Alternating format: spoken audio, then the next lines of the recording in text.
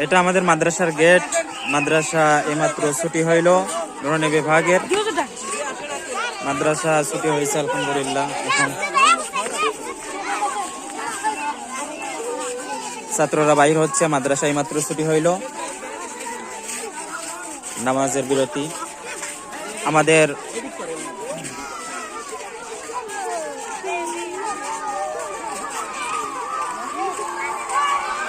আমরা মাঠে যাচ্ছি।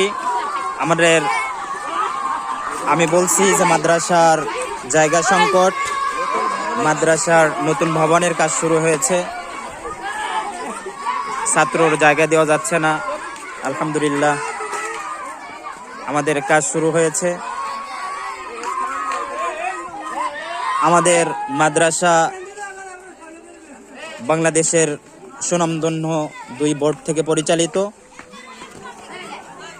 নুরানি বিভাগ তালিমুল কোরআন বোর্ড চট্টগ্রাম পরিচালিত, আর আমাদের কিতাব বিভাগ এবং হেফজখানা তানজিমুল মাদারিস দ্বীনিয়া বগুড়া বাংলাদেশ থেকে পরিচালিত।